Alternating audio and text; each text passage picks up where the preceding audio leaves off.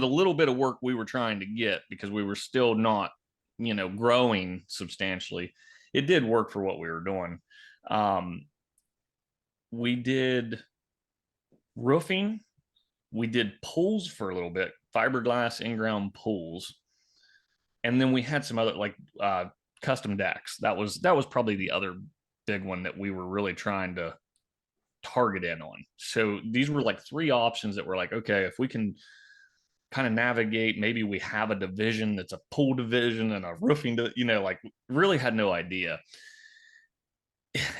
The pool sucked, man. There's so much money in it, but we were just you have to know what you're doing, and it was new to us, and I'm sure with the right amount of time and training we could have got into it.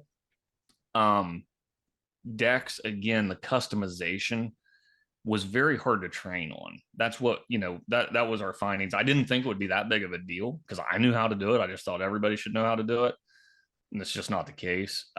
There's when you're building anything custom, whether it's a pool, a deck, concrete, framing, whatever, there's so much training involved. And so essentially, to get to the end of the story, my outlook on it was I wanted to pick. Everybody says there's no easy dollar earned, and I believe that, but there is a path of least resistance. And for me, the path of least resistance was roofing. um I knew how to train it because I was very good at it. Had been doing it at this point for, on and off, on the side, here and there, whatever, and full time at a point for 10, 12 years. So I understood the systems, I understood the product.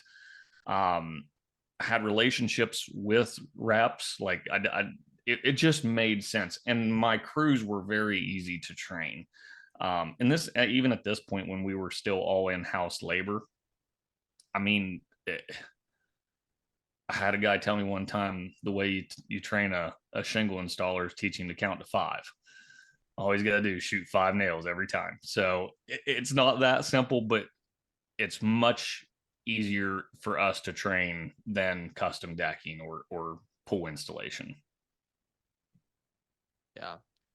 What is when you guys were making that decision to niche down? Because that's something that we hear a lot. The way that we hear about it is users will come to us on our CRM platform and they'll say, "Hey, I'm struggling to set up my quotes for all the different kinds of work I do." And then, be like, "Okay, well, what kind of stuff are you trying to do?" And it's like 12 different services. Yeah. And we usually kind of push them a little bit, like, "Hey, don't want to tell you how to run your business, but like this is going to be really, really hard. This is going to be a lot of work to try to run this many and quote them accurately." Like there's a reason why most people niche down. When you were going through that decision, was there any moment where you guys were like, "Ah, man, we're going to lose so much money by not doing pools, or we're going to lose so much money by not doing decks"? Like, was that a thought process you had? Scariest thing in the world. Like legit scared me. At this time, I've got one full-time sales guy. I would He was kind of the sales part. I still managed it, and then I oversaw all production. So I was like on job sites. We'd have two or three jobs going at a time. I was just bouncing around, managing job sites. Me and Josh, my sales guy, I mean, had so many long, deep conversations about cutting this service or cutting that service. Because as a roofing company, when you make the claim you're a roofing company, that doesn't mean that you don't offer siding or windows. I mean, a lot of I would say the majority of roofing companies still offer siding, windows, gutters. We still offer gutters. It makes sense. But first thing we cut was the pools. First thing. It made sense. Nobody was upset about that. Um, it just made good sense. It wasn't our thing. But when it got hard, was the next one to go was custom decks, and we were the Trex Pro for the area. I mean, my childhood best friend was the Trex rep for the state of Ohio. So like, I had the best support.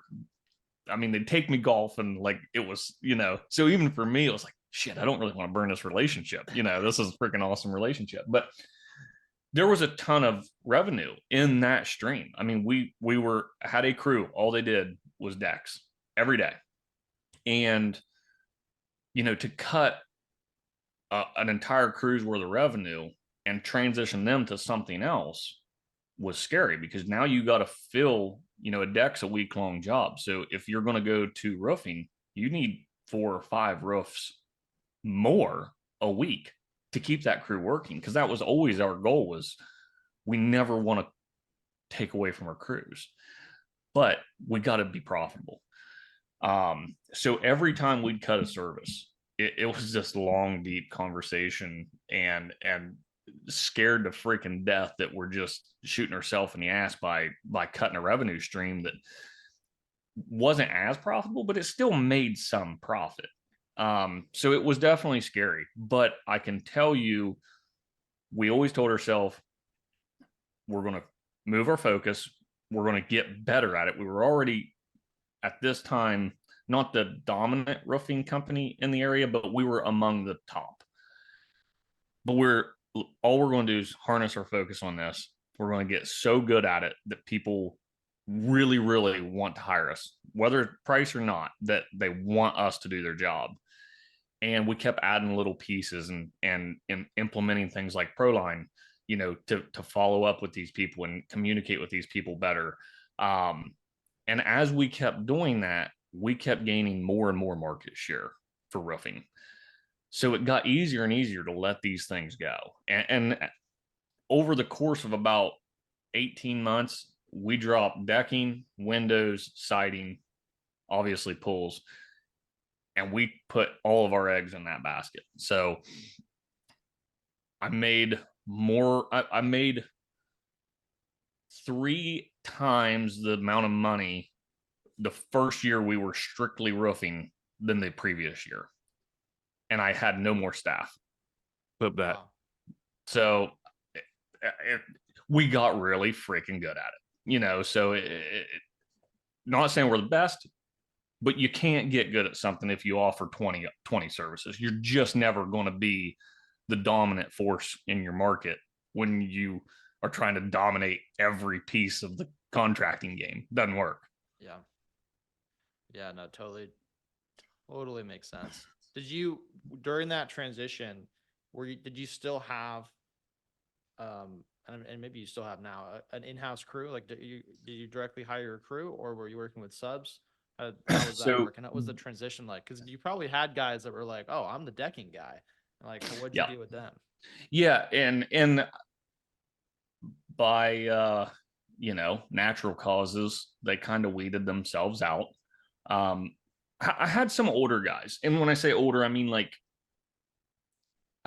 my original crew was a bunch of 20 and early 30-year-olds, like young, hungry hustlers. And if you're going to build houses, you better have some young, hungry dudes, because it is hard work to do it at a pace that we were trying to do it at.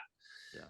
There's obviously there's obviously retired guys that are, building 2 houses a year with their 4 people, but not retired, but retirement age kind guys that do that. But we were trying to mass produce custom homes. You got to be hustling. But the handful of guys I had that were kind of in their 40s, they kind of saw the direction we were going. I think they knew they didn't want to be roofers, so they kind of,